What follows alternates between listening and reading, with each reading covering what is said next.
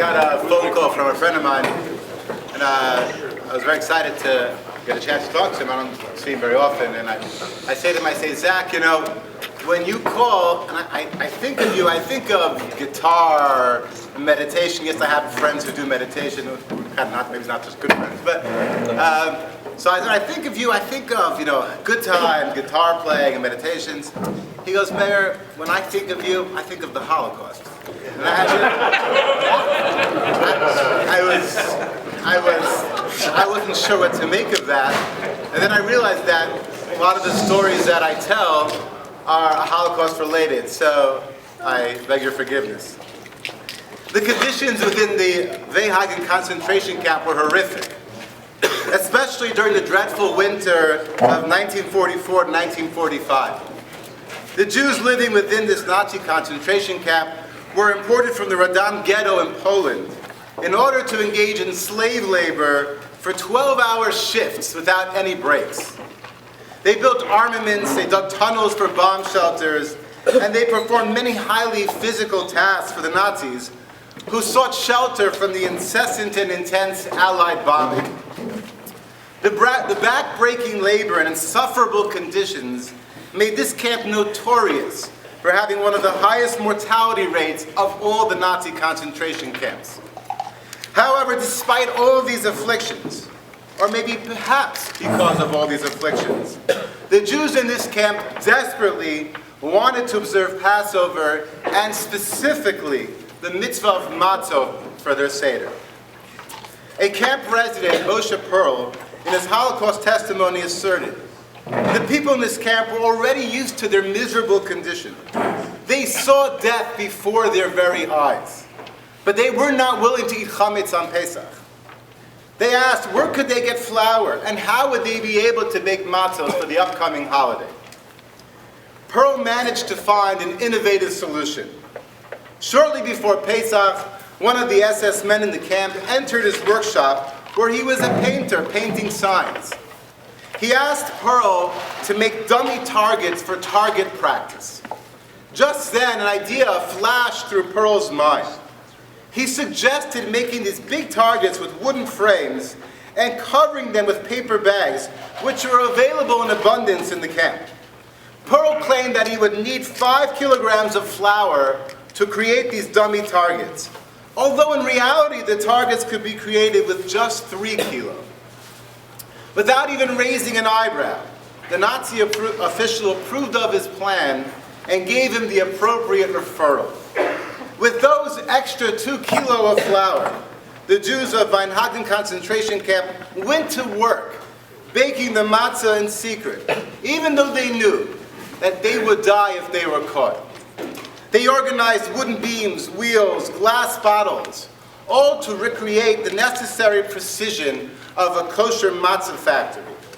They then baked the matzah in the oven in Pearl's workroom, keeping the doors and the windows hermetically sealed. And after each batch was baked, they hid them under the shingles of the workshop roof to keep them safe until Pesach arrived. Perhaps more than any other mitzvah associated with their holiday cycle, the Jews have been most determined to keep the mitzvah of matzah, no matter how dire the circumstance, difficult to challenge, or deadly the consequence. When you think about the mitzvah of matzah, it really doesn't seem to match the inspiration or the awe of the shofar. Nor does it seem as illuminating as the menorah, and not even as majestic as the beautiful lulav and esrog. It's simply a mixture of flour and water, with not even any height to rise to the glory of a normal loaf of bread. In addition, all of our holiday symbols, matzah is the most private of all of them. In fact, the halacha, the law, is very clear. One may not go from chabura to chabura, from group to group, to eat the matzah. In fact, it is only eaten within our own group, within our own home, at our Pesach Seder. It was never to be brought into the public arena, secluded within the very own recesses of our Pesach table. Yet, it is the one symbol that we as Jews have steadfastly insisted that we continue to uphold, even risking our lives countless times throughout our history to have a clandestine Seder with matzah. And it is not just us who has placed the matzah at the forefront of our lives. Those who have tirelessly persecuted us have also consistently targeted matzah, oftentimes banning the baking of matzah with the threat of death, or worse, viciously accusing us of baking our matzahs with the blood of Christian children. Altogether, there have been over 150 documented blood libels leveled against us. You cannot even imagine how many Jews have suffered as a result of these absurd, slanderous accusations. Yet one has to wonder, why of all things have they targeted the matzah to be at the root of their attacks? Rabbi Moshe Scherer, as chairman of Agudas Yisrael of America, for almost 40 years, he had a unique perspective from which to view the nation. From his perch at the helm of Jewish leadership, overseeing the amazing growth of Torah observance in America, he asserts that it was our adherence to the very essence of the matzah that is responsible for our continued existence to this very day. The Zohar calls matzah the bread of faith. Its pure, unadulterated simplicity is actually its very essence. When we eat the matzah, we're recalling that no matter how bad things were in Egypt, and no matter how unlikely it was that we would ever be a free nation, even at the moment of our greatest darkness, still we relived the moment that God took us out of Egypt. As the pasuk tells us, Shivas yamim tochal of matzos. For 7 days eat the matzos. Ki b'chipazon yatzasa me'eretz Mitzrayim, because in haste you left Egypt. Leman tizkar. So you shall forever remember es yom tzeischa me'eretz Mitzrayim, that the day you left from the land of Egypt. This pure, untainted, unadulterated matzah is the reminder of the pure, simplistic faith that is at the core of every Jewish person. Rabbi Scherer points out that one may not add any other ingredients like eggs to the matzah. For this matzah ashira, rich matzah, would be invalidated. Nor may one add any colorings to glorify or beautify the appearance of the matzah. Much the same way that our faith is not in our wealth, in our beauty, or physical stature. We can never trust just our military might, our political allies, or even our sometimes tenuous relationship with the United States. Ultimately, our continued existence is because we as a nation have never stopped believing that God will somehow deliver us from whatever terrible calamity we face.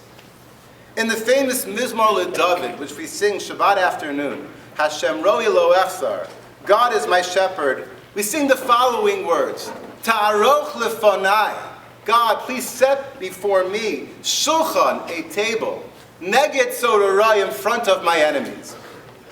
The Ger Rebbe writes that the set table that we are referring to in that chapter is referring to the Seder table.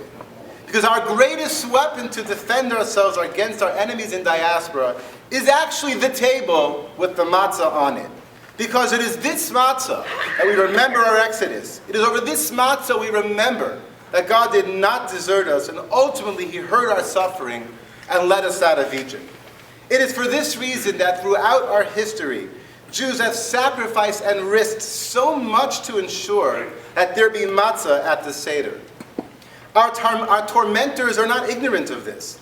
They recognize that our strength has always lied in our faith, and they certainly tried their hardest to prevent us from having any matzah, even resorting to the infamous treacherous blood libels.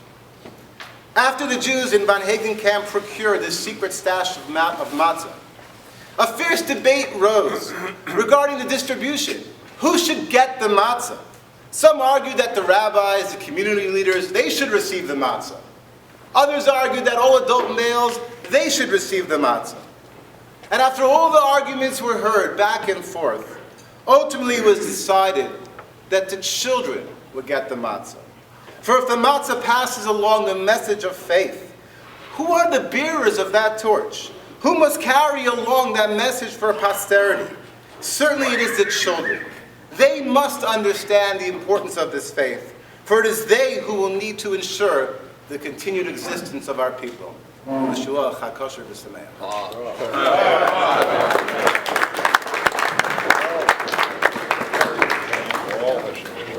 So we're going to get to the fourth course. This one doesn't have any meat, I'm sure. Nothing goes better with peach cobbler than our afikomen, which are our dark porters and stouts. I'll bring them out here in a little bit, and I'm going to ask Josh Bernstein, you still here? What's up? You're going to come help us pour the porters and stouts for the folks that come up. So, Is that right? Yeah, so I'll bring them out, come up, and they'll be serving the peach cobbler.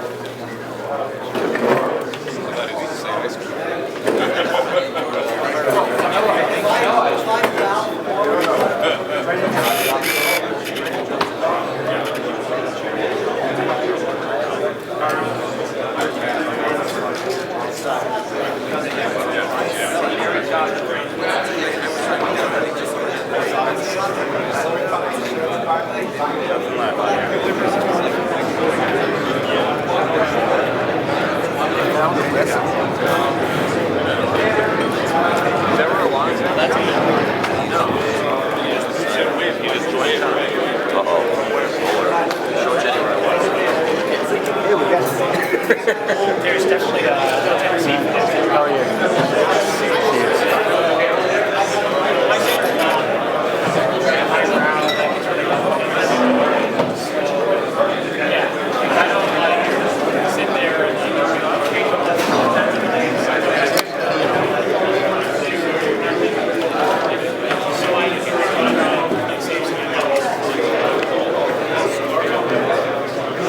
Gamzu, what are you doing there? I am getting some Founders Breakfast Stout for dessert. Nice. And don't forget about the Lakewood Temptress, which is perfect for our